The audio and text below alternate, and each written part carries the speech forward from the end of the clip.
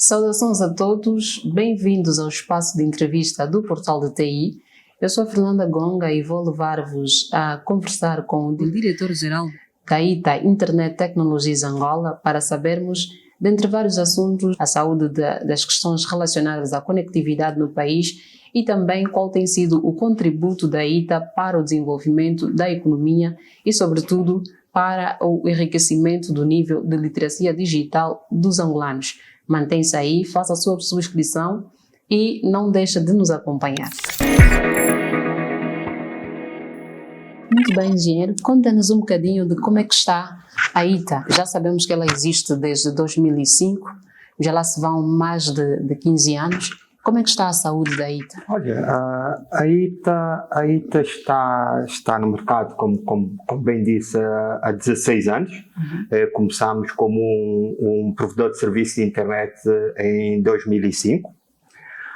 Nós apostámos no início no mercado empresarial, no mercado corporativo.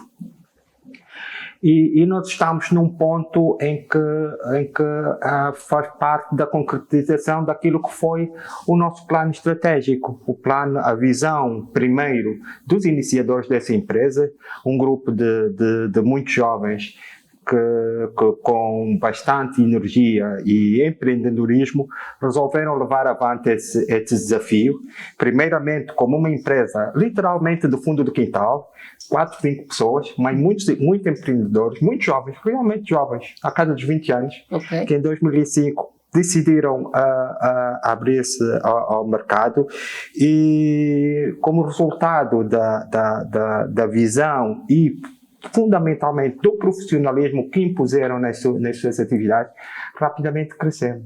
Crescemos de uma empresa em 2005 de menos de 10 pessoas para uma empresa em 2022 agora com mais de 180 pessoas, com cobertura nacional, com escritórios em 5 províncias do país e continua a investir e que tem um sonho. Para nós o céu é o limite, continuamos a sonhar, continuamos com essa garra e com essa energia de empreender, porque fundamentalmente também acreditamos no país, acreditamos em Angola, acreditamos no potencial do nosso país e a saúde da nossa empresa. Hoje, apesar de todos os condicionalismos que todos sabemos da economia, do Covid e de todos os imponderáveis que todos os dias acontecem na nossa economia, continuamos a crescer e continuamos a crescer porque, como já referia, acreditamos no país e isso é materializado no contínuo reinvestimento que nós fazemos no nosso negócio. Literalmente nós crescemos incentivados pelo contínuo reinvestimento daquilo que são os nossos proveitos. Consegue sustentar que a ITA foi uma startup? Olha, eu particularmente juntei-me a ITA já numa fase um bocadinho mais madura do seu desenvolvimento. Eu estou na ITA há 8 anos, portanto exatamente a metade do tempo da sua existência. Mas obviamente como se olharmos para o conceito de startup, para o embrião de jovens que têm um sonho e que empreendem, então sim, a ITA é resultado também de uma startup. A ITA, no início do seu surgimento, ou no seu surgimento, encontrou empresas com serviços iguais? Naturalmente. Era única, exclusiva? Não, vamos ver. A história da internet em Angola remonta, mais especificamente, dos finais dos anos 90, início dos anos 2000, e nós estamos a reportar aqui o início da ITA nos anos 2005. Portanto, nessa altura, já o mercado se tinha aberto. Lembramos que em 2001, 2002 foi quando abriu-se o mercado, nomeadamente o mercado de operação de redes fixas, não me refiro ao mercado móvel, mas o mercado de operação de redes fixas a outros operadores. Foi quando abriram-se outras licenças e para além da Angola Telecom, que era o operador incumbente, apareceram outros players no mercado. Portanto, com alguma estrutura, alguns dos quais continuam a operar. A ITA apareceu numa altura e veio colmatar alguns serviços mais específicos, nomeadamente no mercado empresarial, tendo começado a atuar, por exemplo, no setor do óleo e gás, no setor da banca, onde as exigências e a qualidade de suporte e de serviço eram mais, demandavam mais do que o mercado menos corporativo, chamemos assim. Okay. E foi aí a grande oportunidade que a ITA teve de crescer.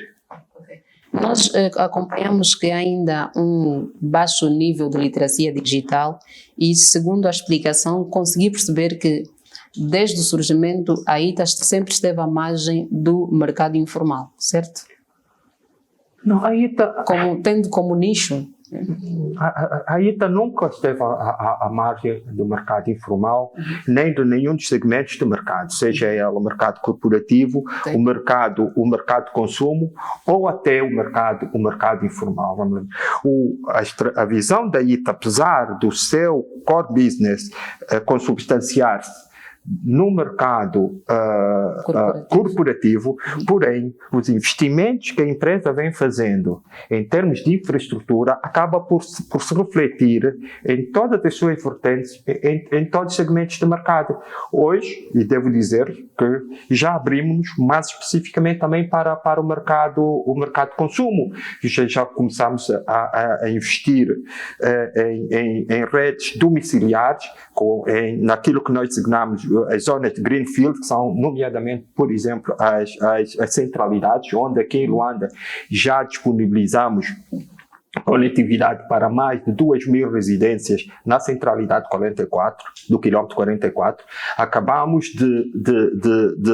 também de instalar no Ambo outras tantas 2.000 residências na centralidade do Lusamo, na centralidade do Cuito. Estamos a trabalhar nesse momento em mais 2 projetos na centralidade do Sumbe e na centralidade de 4 de Abril no Namibe. Isso quer dizer que, aproveitando o investimento que fizemos inicialmente para o mercado de corporativo, hoje temos uma estrutura capaz de suportar e darmos um passo mais abrangente também para o mercado de consumo. Referir-se ao mercado informal. O mercado informal, e se calhar isto aí está a referir ao grande público. Claramente, se nós não temos um impacto hoje ainda em termos de serviços que possam e de pacotes que possam abranger esse grande mercado, mas temos um impacto do ponto de vista da economia, porque, como eu referi, nestes 16 anos... citar qual, no caso, é este impacto? Naturalmente, na empregabilidade, por exemplo. Okay. Na empregabilidade. Nós continuamos, apesar de todas as contingências que eu atrás referi, continuamos a empregar. Felizmente, nós não reduzimos o nosso quadro. E o número do quadro do pessoal existente é 100% ou então com uma maior percentagem nacional? E isso é que nos dá, de facto, bastante orgulho até, e eu, como responsável dessa empresa, me sinto bastante orgulhoso, não só por serem angolanos, mas fundamentalmente por serem angolanos jovens. Okay. Portanto, a nossa empresa é uma empresa bastante jovem. Eu, na realidade, às vezes sinto-me já algo dinossauro dentro dessa infraestrutura. Eu vou aproveitar-me mesmo desta deixa. Uma vez prestou uma entrevista a dizer que as universidades formam ou ministram cursos que estão muito aquém das necessidades das empresas. Então, gostava de saber se esses quadros angolanos, apesar de serem angolanos, são da proveniência dos institutos superiores angolanos, ou universidades angolanas, com cursos não resposta às necessidades da empresa? Claramente. A maior parte são angolanos, formados em Angola, com experiência em Angola, e reafirma aquilo o que diz. Nós temos ainda muitas lacunas no nosso sistema de ensino, precisamos de rever os nossos currículos. Mas referia-se a sistema de ensino ou a cursos? Nós precisamos de rever o nosso sistema de ensino da sua forma mais estrutural. Aliás, a começar pelo ensino de base. Mas naquilo que são as necessidades de quadros para as empresas, e é aí que é o foco, eu continuo a dizer que há ainda muito a fazer, há bastante discrepâncias daquilo que são os currículos atuais com as necessidades das empresas.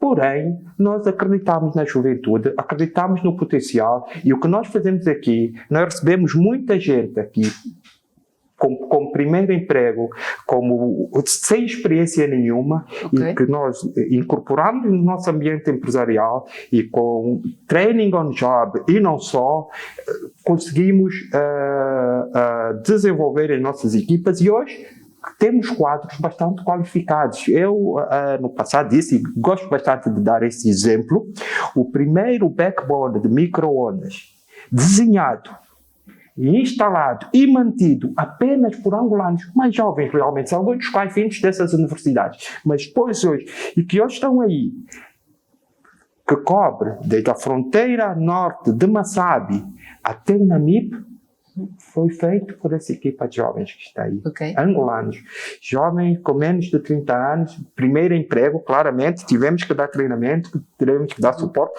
mas hoje conseguimos mas apesar dos treinamentos, eles vêm preparados? Não, venha muito cruz. Será que também ainda adota o modelo de saber fazer ao invés de mostrar o mérito, o currículo ou seja, o certificado, valoriza mais o que a pessoa sabe, o que a pessoa apresenta como? Aí tem uma cultura muito própria, e que é uma cultura de fazer. Nós temos aqui até um lema, que é o princípio de keep it simple and stupid. Nós somos uma empresa literalmente de mangas arregaçadas, de jeans de mochila. Eu, apesar de tudo, eu estou aqui, acho um bocado mais smart, mas normalmente é assim que a gente... Isso é a nossa cultura. E nós somos uma empresa de fazedores, de empreendedores. E o que nós valorizamos realmente quando contratamos é um bocado esse espírito. Porque nós pensamos que esse espírito, com este espírito nós conseguimos colmatar e mais facilmente alavancarmos o potencial desses jovens, apesar das fraquezas que eles trazem de outros níveis de ensino. No geral, temos outras áreas mais específicas onde realmente não conseguimos, mesmo com treinamento interno aqui, encontrar quadros. Prefiro, por exemplo, a área de segurança de networking, ou de segurança, ou de cybersecurity, que são áreas muito específicas onde requer realmente alguma forma de especialidade, e aí tem uma sugestão para as universidades, no caso? Repare, a nível das universidades, mais do que estarmos a olhar para essas especialidades, eu penso que a maior lacuna das nossas universidades hoje é que continuamos a ter currículos muito olhados para aquilo que eu designo para filosofias não no sentido do curso da filosofia, mas no sentido de currículos muito amplos na sua abrangência. Continuamos a ter cursos de 5 anos, onde um aluno universitário tem cadeiras que realmente no passado fazia sentido, mas hoje se calhar já não fazem sentido. Faz mais sentido estarem mais enxutos os programas e focarem mais naquilo que são as necessidades de mercado. Ok. Muito bem. Eu gostava de reafirmar a vocês também, para continuarem ligados, para continuarem, ou para fazerem a vossa subscrição, caso não tenham feito, e vamos passar para o outro ponto, então, que tem a ver com a questão. Vou começar já com uma pergunta que quereria saber qual tem sido o contributo, já aqui frisou, da questão da geração de empregos, mas, além disso, como a ITA se vê representada a nível da África? Olha, a ITA é membro fundadora de um grupo que é o Grupo Paratos, que tem foco inicial aqui na África Austral, onde tem representação, para além de Angola, como ITA, mas tem representação também na Namíbia, na África do Sul, em Moçambique, na Zâmbia e no Botsuana. Portanto, que é, na realidade, um grupo de empresas em que que tem como visão fazer uma malha aqui, inicialmente na zona da SADC, mas depois continuar a construção dessa malha ao longo da África toda. Como grupo, o Grupo Paratos, nesse momento, para além dos países que eu citei, já... a ITA integra o Grupo Paratos. É integrante e membro fundador do Grupo Paratos. Qual a razão específica da fundação do Grupo Paratos? É que alguns dos acionistas da ITA, e devo dizer, quando começaram, fizeram, por exemplo, aqui a empresa como Internet Technologies Angola, e alguns sendo namibianos e sul-africanos fizeram na Namíbia, por exemplo, Internet Technologies Namíbia, a data, e excessivamente Internet Technologies Zâmbia, e depois, por uma questão de estratégia de mercado, resolveram mudar o nome nesses países para Paratos. Em Angola, e até pela pronúncia em português, ITA, não era ITZ, nem era ITN, nem era ITB, ITA, estávamos numa fase de consolidação da nossa marca no mercado, decidimos estrategicamente manter a marca ITA, estando nesse momento a equacionarmos já aí um processo de, inclusive em Angola, mudarmos a nossa marca para a marca Paratos também, Paratos Angola, e com isso uniformizarmos. Uma informação em primeira mão de que a ITA passará a ser tal como foi o Facebook, depois passou sim, podemos aqui anunciar que sim, que a partir de julho nós em Angola começaremos a utilizar apenas a marca Paratos. Portanto, passaremos, tal como aconteceu nos outros países onde estamos representados, passaremos a ser Paratos Angola a partir de julho. É um processo que está em curso e certamente outras... Isso pressupõe a existência de mais, estruturas físicas? Não, isso pressupõe apenas a consolidação daquilo que é o grupo. O grupo como tal funciona tanto do ponto de vista de estrutura de grupo, de estrutura económica, mas fundamentalmente também de estrutura técnica, onde nós hoje já temos várias integrações. Nós hoje, por exemplo, mesmo a partir aqui de Luanda, a partir de Angola, conseguimos prover para outros países vários serviços. Por exemplo, a partir aqui das nossas apps de satélite, nós cobrimos já outros países e vendemos serviços a outros países. Dentro dessa estrutura de grupo, temos hoje consolidadas várias oportunidades de negócios do grupo, como por exemplo, redes de supermercados, não vou aqui dizer o nome, mas como devem ser conhecidas, que atuam em vários países, nomeadamente aqui na zona austral do nosso continente, onde nós estamos mais fortemente implementados, e com isso permite-nos nós distribuirmos serviços literalmente a essas grandes redes de supermercados que atuam aqui em África e de bancos, por exemplo, como sabem, há bancos que atuam aqui e em outros países. Dizia eu, alguns desses serviços são operados já a partir aqui de Angola. Okay. Continuamos no sentido, só para terminar essa pergunta, continuamos no sentido da integração dessas redes, cada vez mais, em termos fundamentalmente de ligações de fibra óptica. O nosso objetivo é que Angola esteja interligado a toda essa rede subsaariana de fibra óptica. E como é que está este processo da interligação das redes? Continuamos a investir. Nós, como deve ser de conhecimento, no final, em novembro, chegamos ao Luena. O nosso objetivo é continuarmos o caminho até o ponto mais leste de Angola, ao Luau. Estando no Luau, estamos na fronteira a leste e daí com a RDC, e daí poderemos atingir outras redes do nosso grupo, e não só, que já estão do outro lado. Portanto, já chegamos, por exemplo, a nível de fibra óptica, à fronteira mais norte, à localidade do NOC, fronteira com Matadi, do lado da RDC. Portanto, nós, na realidade, continuamos a investir. Temos outros projetos para outra fase de levarmos também a nossa rede de fibra óptica até o ponto mais sul, que é nomeadamente a Santa Clara. Okay. Estamos a chegar neste momento, devo dizer, também a Cabinda, a nível de fibra óptica, com conectividade de fibra óptica. E, portanto, a intenção é cobrir o país? A intenção é cobrir o país, construir uma infraestrutura sólida, funcional, com disponibilidade de serviços em Angola e que toque os limites do país, permitindo a interligação com os países vizinhos. Uma vez o portal de TI registrou a seguinte frase: os preços praticados pelas empresas de telefonia móvel são proibitivos.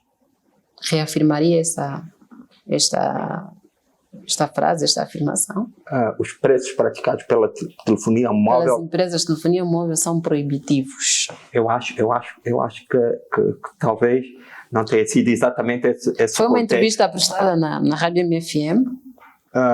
Talvez não tenha sido exatamente nesse sentido. Então, o que se calhar, nível de preços, como é que... se calhar aqui foi levantado na altura, referíamos aos preços, nomeadamente dos operadores de cabos submarinos que aportam em Angola, que são, de certa forma, proibitivos.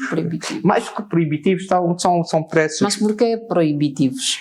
Como sustentaria esta afirmação? Quando digo proibitivos, eu agora não me lembro literalmente o contexto em que foi dito proibitivos. O que queremos aqui realçar é que são preços bastante diferenciados, e quando dizemos bastante diferenciados, dizemos bastante diferenciados no sentido mais elevados, comparando com outros mercados e outros mercados africanos. E isso condiciona, de certa forma, a disseminação e como é que eu posso dizer, e a maior inclusão da população na adesão de serviços de tecnologia. Será que com a inserção de mais operadoras de telefonia móvel poderia influenciar na baixa ou se calhar na redução mesmo dos preços? Claramente, vamos lá ver. Aqui nós temos que separar duas coisas. Se nós estivermos a falar nos preços a montante daquilo que são os operadores de cabos coaxiais submarinos que entregam os serviços aqui em Angola e de onde depois os outros operadores vão buscar os serviços, obviamente que não é mais um operador de telefonia móvel que vai influenciar na baixa de preços. O que influenciaria esse fator seria outro tipo de concorrência na disponibilidade de serviços de cabos submarinos. E ouvimos notícias que, por exemplo, o TUI África está aí a portar-se e há outras iniciativas. Portanto, isto aí sim, acredito que com esse aumento de concorrência, com esse aumento com a possibilidade de outros operadores aportarem, proverem serviços de cabos submarinos em Angola, ou com mudanças de políticas que permitam alguns operadores existentes também terem acesso direto aos cabos submarinos, isso literalmente haveria maior concorrência e, a montante, os preços baixariam. Essa é uma parte da questão. A segunda parte da questão, e respondendo mais diretamente à sua pergunta, diz respeito ao segundo operador. Obviamente, neste momento nós temos 2 operadores a funcionarem, sendo que um tem uma posição dominante.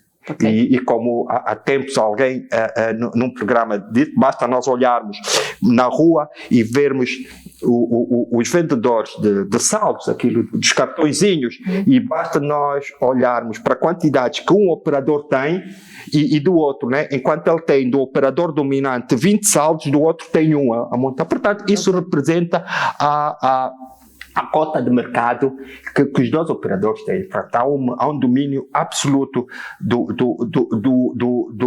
operador de telefonia móvel. Obviamente, a expectativa é que com a entrada do terceiro operador a funcionar, né, que é a quarta licença, acredito que isso, e a minha expectativa também como usuário, que haja uma redução de preços, mas fundamentalmente para além da redução de preços, e esse é outro aspecto que nós temos que olhar quando olhamos para o setor das TICs, é também a disponibilidade de serviços.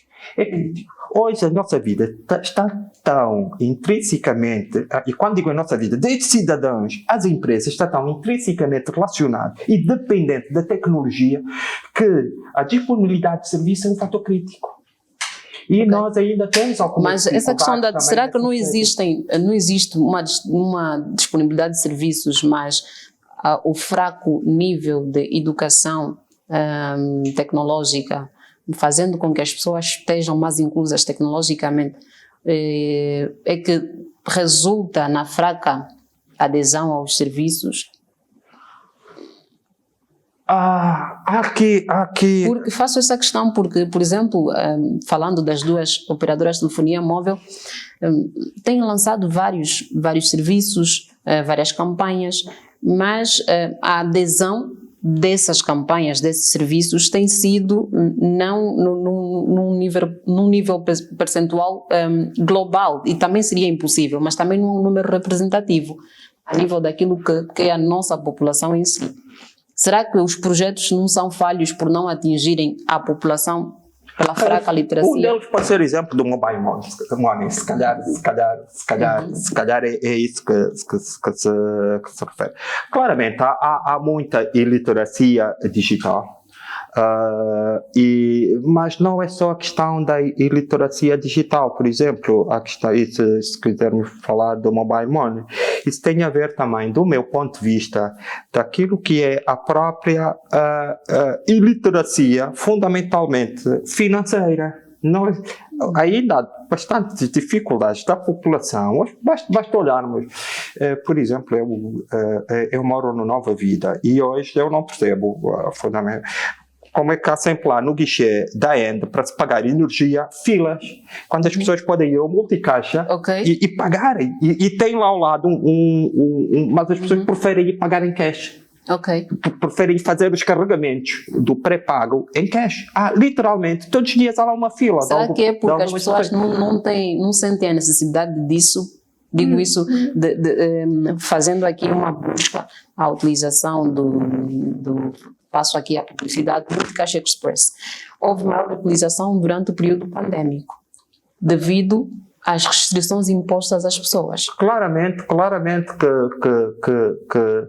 que a necessidade catalisa a utilização de tudo, mas o que eu quero aqui realçar é que nós temos vários fatores para a fraca aderência às tecnologias. Um dos fatores, por exemplo, e quando estamos a falar aqui nos serviços financeiros, mais do que a dificuldade a iliteracia tecnológica, eu diria que é a iliteracia financeira. Em primeiro aspecto. Depois, obviamente, teremos que considerar e temos que, sim, precisamos de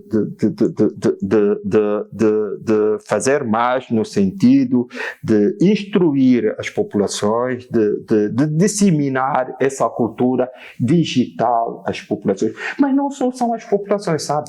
São fundamentalmente as empresas.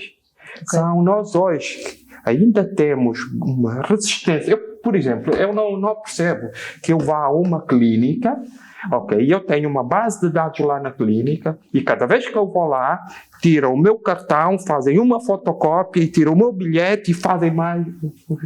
As próprias estruturas organizacionais, sejam organizações privadas, organizações públicas, ou até organizações do Estado, portanto, ainda tem muito que fazer nesse sentido, como por exemplo ir tirar uma certidão em que eu vou lá tirar a certidão e olha em que ano o senhor nasceu, e eu nasci em 1900 e tal, e vou lá procurar o livro XYZ, quando ainda precisamos de fazer todos aqui, na realidade, o governo eletrónico, por exemplo. Ok, a governação eletrónica, já uma vez ouvi falar sobre a questão da governação eletrónica. E qual seria o parecer com relação a... Nós temos um mercado preparado para uma governação eletrónica? Nós não temos outra forma. A nossa sociedade, a nossa economia, não só nossa. E se nós tivermos que falar de governação eletrónica, o país está preparado em termos de proteção de dados para a inserção da governação eletrónica? Não há muita fragilidade ainda das pessoas? Mas tem que se preparar. Nenhum país, nenhuma economia vai se tornar competitiva se não adotar a tecnologia. E à base da tecnologia estão todos os sistemas de comunicação e informação. Eu faço aqui uma questão. Nós temos preparação. A população está preparada. Nós temos técnicos preparados a nível de proteção de dados e nós temos uma legislação própria para atender a casos, por exemplo, de crimes cibernéticos. Caso aderirmos efetivamente a uma governação eletrónica? Em termos de legislação, nós temos legislação para tudo. Em termos de legislação de proteção de dados, inclusive temos instituições que falam para isso. Não temos a Agência de Proteção de Dados e temos hoje legislação e continua a ser produzida a legislação. Tem que haver uma visão mais de topo, mais do topo do país, do governo, para caminhar e dar passos concretos nesses aspectos. Temos essas fragilidades, mas temos que ir colmatando, porque temos que, uma delas é o que é adaptar os tais currículos escolares ao novo cenário, ok? Outra é começar a criar infraestruturas de suporte a governação eletrónica, formar a todos os níveis, do topo à base. Portanto, há um trabalho longo que tem que se fazer, mas nós temos que perceber que isto é mudança de paradigmas, é mudança de culturas empresariais, é mudança de culturas governamentais, portanto, que têm que ser feitas, mas quero reafirmar, eu não consigo conceber o nosso país competitivo para a frente se não caminhar nesse sentido. É irreversível. As tecnologias hoje são uma commodity, não só para as pessoas, mas para o país. É a forma do país garantir a soberania nacional, e aí nós estamos a referir-nos à capacidade do país criar conteúdos e ter a sua informação em território nacional protegido por si.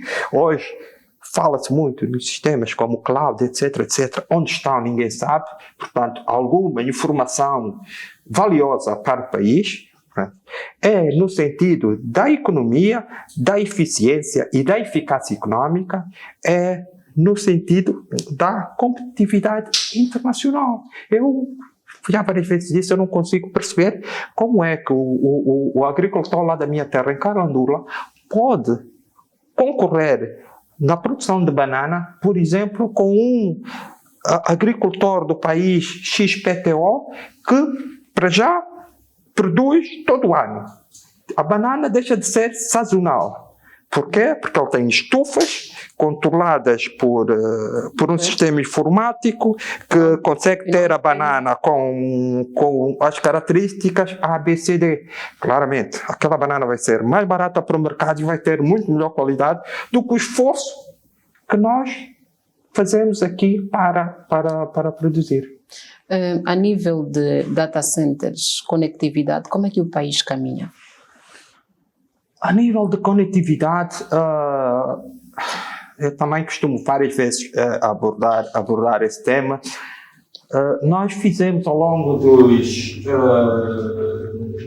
últimos 20 anos, o país fez um investimento muito grande. Como foi feito, por exemplo, na rede viária, nas estradas. Houve um momento em que o país, por exemplo, a nível de estradas, estava todo interligado. E nessa altura, mais ou menos, também fizeram, nomeadamente a nível de fibra ópticas, onde eu estimo que foram construídos mais que 45 mil quilómetros de fibra óptica nesse país, da data até o momento. Porém, pelos mais diferentes motivos, em determinada altura houve uma degradação enorme dessas infraestruturas. Muitas delas correlacionadas com as estradas. Muitas delas a infraestrutura, por exemplo, de fibra óptica é paralela às estradas e com degradadas vias. E a reconstrução também degradou essas infraestruturas. Como resultado, depois de grandes investimentos, voltamos novamente para uma situação de algumas dificuldades. Hoje, várias empresas investiram, temos uma cobertura interessante no país, mas precisamos de continuar a investir. Ainda em termos de conectividade no país, precisamos de continuar a investir. E agora com o projeto do ANGOSAT? Será o projeto ANGOSAT será uma complementariedade àquilo que deve ser a rede base do país. A rede base de qualquer país é uma rede base suportada em malhas de fibra óptica, complementadas por troços de micro-ondas, principalmente num país tão vasto como o nosso, e então, por cima disso, na terceira camada, estão o satélite. Porque o satélite tem várias valências, como, por exemplo, o rápido desenvolvimento e a rapidez como podemos chegar aos sítios mais remotos do país, mas, por outro lado, também tem limitações de largura de banda, de latência, etc., que para as necessidades de aplicações e de serviços que hoje se requer, isso poderá ser um condicionante. Pronto, só para resumir a sua questão, nós, em termos de conectividade, precisamos continuar a trabalhar e precisamos trabalhar o país de forma global. Ok, nós praticamente estamos no final. Uma conversa que poderia durar um dia, porque há muito que se falar sobre conectividade, há muito que se falar sobre serviços de telefonia móvel, há muito que se abordar sobre o contributo que a ITA, e não só, tem tido para o desenvolvimento do país, para a economia do país, para a inclusão tecnológica e a literacia digital dos angolanos. Mas é hora de terminarmos. Nós vamos continuar a emitir as nossas entrevistas aqui no Portal de TI. É sempre um prazer e uma honra manter-te do outro lado. Continue conectado, siga-nos nas nossas páginas do Facebook, do LinkedIn, do Instagram, para manter-se informado sobre todos os assuntos relacionados à tecnologia.